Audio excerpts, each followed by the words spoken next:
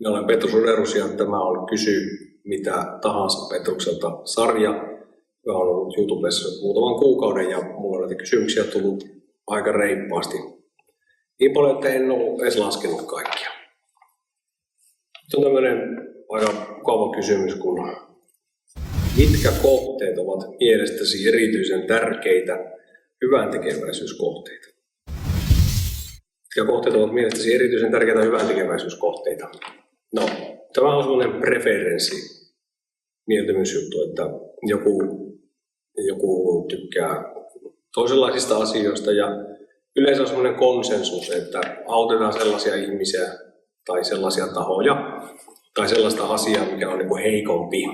Ja mulla nyt ei erityisemmin ole tällä hetkellä mielessä mitään semmoista, minkä mä olisin kokenut jotenkin erityisen hyväntekeväisyyden tarpeeseen.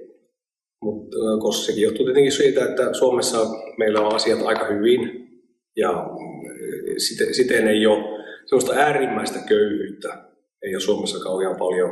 Äärimmäinen köyhyys on ihan eri asia kuin sellainen köyhyys, mitä moni Suomessa käyttää, kun käytetään sanaa köyhä Suomessa, niin ei ymmärrä tästä, että äärimmäinen köyhyys on jotakin ihan muuta kuin mihin me olemme tottuneet. Mutta hyväntekeväisyyttä voi kuitenkin tehdä täälläkin Suomessa. Ja mä oon tehnyt lastenklinikalle kummien konserteissa ja sitten on vankilan lähetystyön on tehnyt ja sotaveteraanille luonnollisesti. Ja aika monen kohteeseen nyt muista, niin, mutta mulla ei ole sen kummemmin ollut minkäännäköistä semmoista omaa erityistä kohdetta, mikä mä olisin kokenut vahvasti, että tämä nyt on just se juttu. Minkä takia sitten hyväntekeväisyyttähän jotkut on sitä mieltä, että hyväntekeväisyys on rikkaiden ihmisten keino valkopestä omaa tuntoa, mutta mä oon kyllä ihan eri mieltä siitä, että hyväntekeväisyys on, mun mielestä sitä ei saa dissata sitä, yleen katsoa sitä toisten ihmisten hyvän tahtoisuutta millään lailla, vaikka olisi kuinka rikkaita. Että se on sulta pois, jos joku toinen antaa toiselle, ja vaikka sillä olisi enemmän rahaa.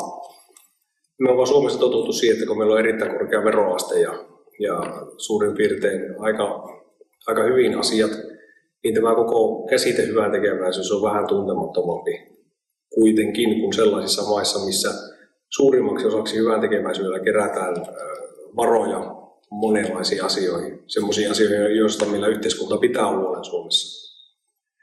Niin sen takia tämä hyväntekeväisyys on tavallaan Suomessa sitten, siitä on tullut vähän semmoista snobismia jollain lailla, että on ajateltu, että no, yhteiskunta pitää huolen, että ei mun tarvitse, kun mä maksan muutenkin niin paljon veroja, niin en rupea antaa omia rahojani semmoiseen. Mutta siitä huolimatta mä katson, että on se hyväntekeväisyys on semmoinen asia, että se on omaan tunnon asia, eikä sitä tarvitse kenellekään kuulutella, mutta olen huomannut, kun olen pitänyt konsertteja ja nimenomaan hyväntekeväisyystarkoituksessa, niin kyllä sinne tulee enemmän ihmisiä kuin sellaisiin puhtaasti kaupallisiin konsertteihin. Enhän minäkään tätä ilmaiseksi tee. Sehän olisi valhe, jos mä sanon sitten, että työtähän tämä minulle on, mutta kyllä niihin semmoisen hyväntekeväisyystarkoituksella perustettuun konserttiin, kyllä niihin tulee yleensä enemmän ihmisiä ja moni sitten saa ensin kosketuksenkin monesti klassisen musiikkiin juuri tämmöisen hyväntekeväisyyskonsertin kautta. Katsoin HBO:ta. Katsoin sellaista sarjaa kuin Chernobyl, joka on nyt ollut pop tässä pari vuotta. Ja olin 13-vuotias, tämä ydinvoimala onnettomuus tapahtui Neuvostoliitossa ja jäänyt elävänä mieleen se silloin, että kiinnosti hirveästi. Eihän sitä hirveästi paljon tällä puolella rajaa tiettyä asioista, mutta sitten kun netti tuli ja rupesi tietoa tulemaan enemmän, niin siitä on saanut enemmän tietoa. Sitten kun tuli tämä sarja, niin mä mielenkiinnosta katsoin sen ja mulla tuli semmoinen ajatus sitten, että kun siitä on 35 vuotta tänä vuonna siitä ydinvoimalla onnettomuudesta ja Ja se on kuitenkin yhden sukupolven ikä. Moni ei nuorista tiedä, mikä semmoinen on välttämättä. Ja tuommoista asiat unohtuu, kun niistä ei semmoista konkreettista kokemusta ihmiselle. Niin ne unohtuu, ne on vain jotakin muistoja jossakin lehtiartikkeleissa tai Googlesta löytyy. Niin tämä televisiosarja tietenkin oli tämmöinen dramatisoitu.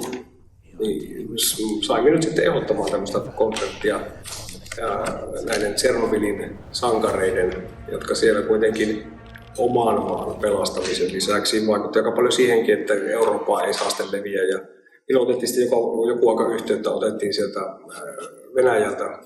Juuri on perustettu tämmöinen säätiö, joka on Tšernobylin ydinvoimalaonnettomuuden uhreille perustettu säätiö, ja sitten siellä on sellaista väkiä, jotka työskenteli siellä puhdistamassa sitä ydinvoimalan ympäristöä, niin heitä on kuitenkin elossa aika liuta ja vakavasti sairaata monet, niin innostuvat sitten tästä ideasta ja kutsuttiin laulamaan sinne. Ja nyt tämän COVID-homman takia niin kaikki aina elää, että muuttuu näiden konserttien aikataulut ja muut, mutta se oli semmoinen hyvän tekeväisyyskohde, joka mua kiinnosti ihan konkreettisesti. Ja kun itse olen parikymmentä vuotta ollut poliisi, niin näin siinä sarjassa kuvastui hirveän paljon ihmisen velvollisuuden tunne.